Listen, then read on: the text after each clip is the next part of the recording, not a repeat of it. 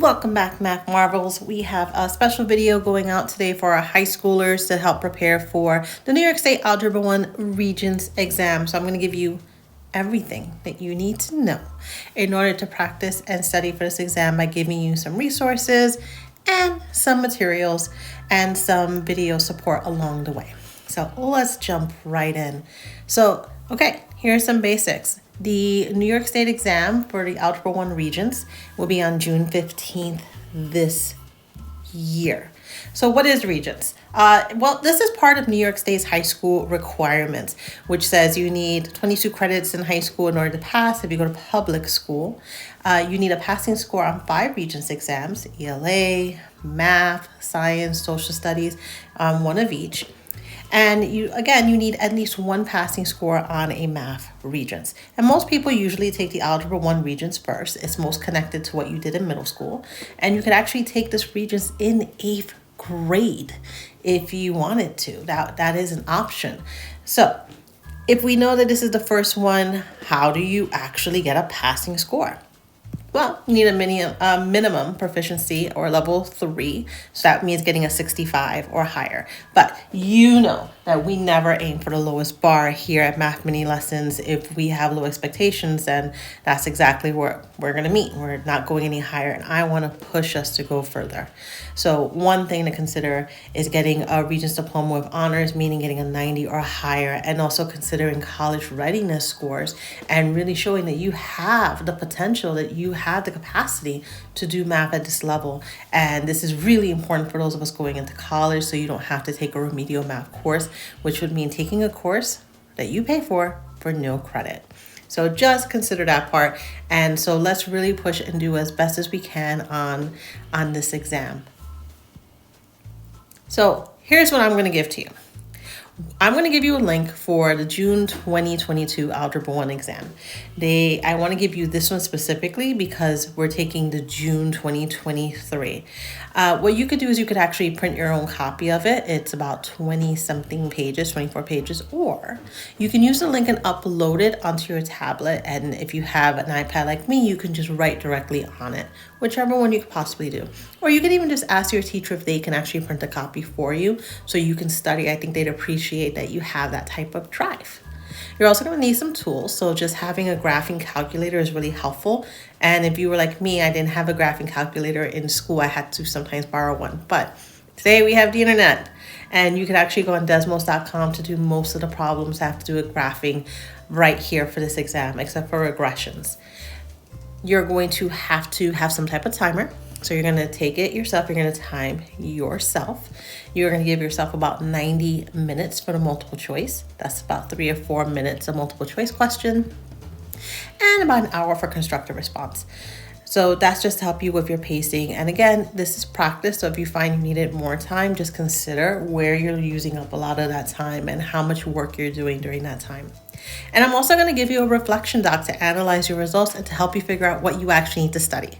You don't want to spend a lot of time doing the things you know well. You want to try and just pick and choose what are some of the areas. And sometimes it's not everything. Can I pick 3 or 4 areas to really focus on for studying?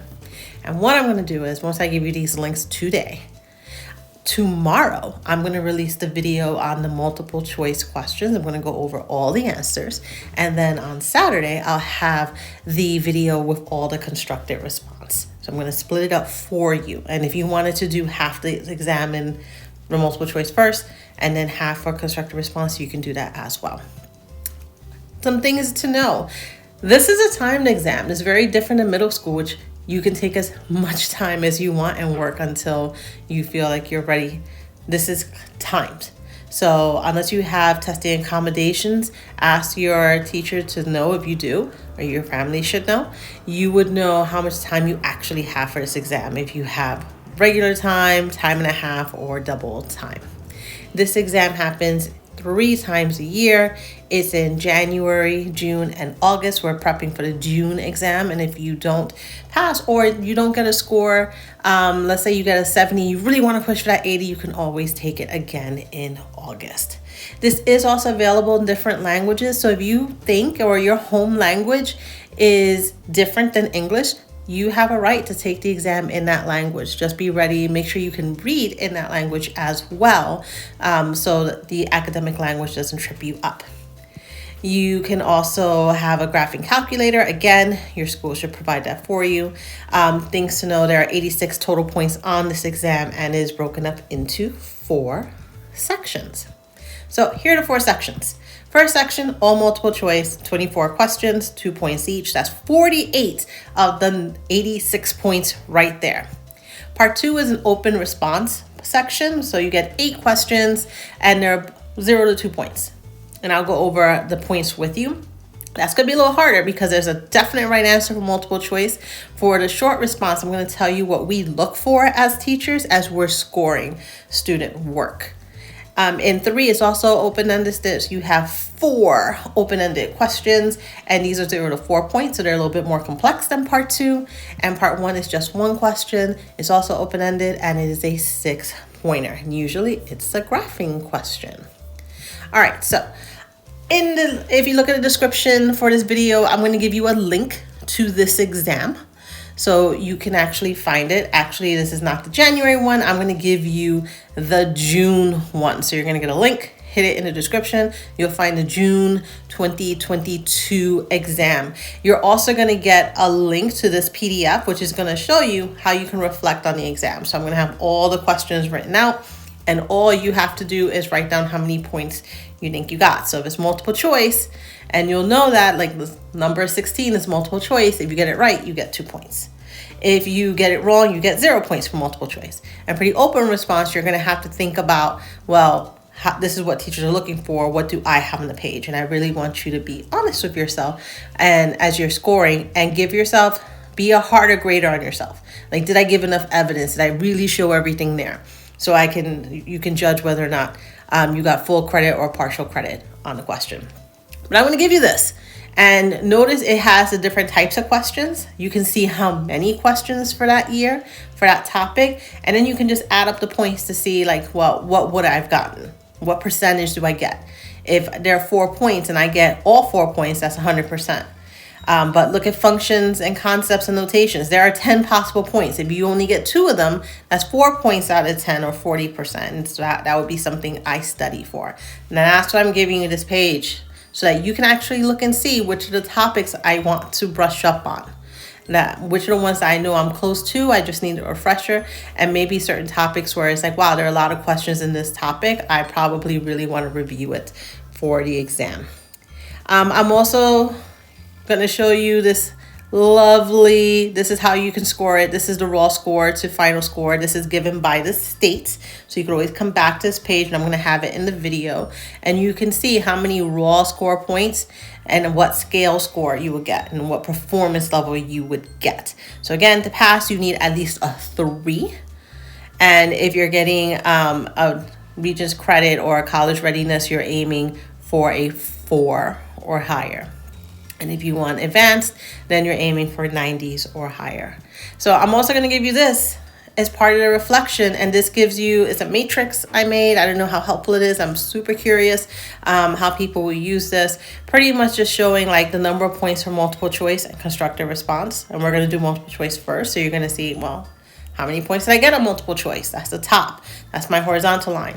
And then on the second day, you're going to figure out, well, this is what I think I got in constructive response. So you're going to put those 2 points together to figure out how many points you would have gotten. And depending on the points, that tells you your actual level.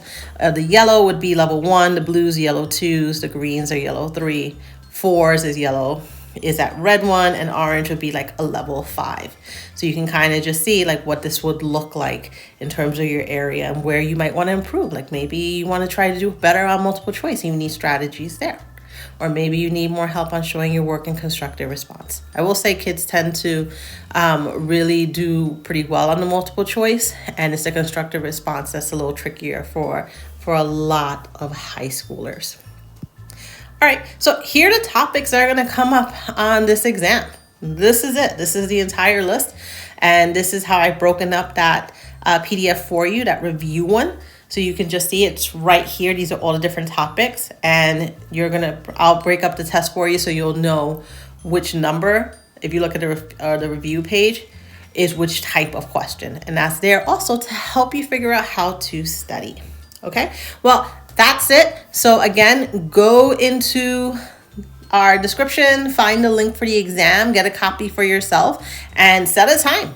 Set a time for you to sit down and try it out and see how you do. Remember, this is just for your feedback to see, like, if the test was right now, how would I do?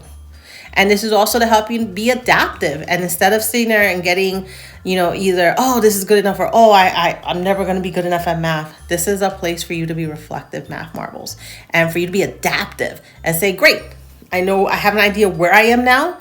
And now I want to set a plan. How far am I from where I want to be? What is the score I'm looking for? What am I capable of doing? And setting a plan. All right, how do I study for that? And you can always go to your teachers and ask for resources and say, I need more help on creating equations, or I need more help on variables. And I'm sure any teacher will have some after school Saturday program or take their lunch to support you, because teachers are just amazing. Well, that's it for today, Math Marbles. Tomorrow, video coming out for the multiple choice. I hope you find it really helpful. I'll see you tomorrow. Take care.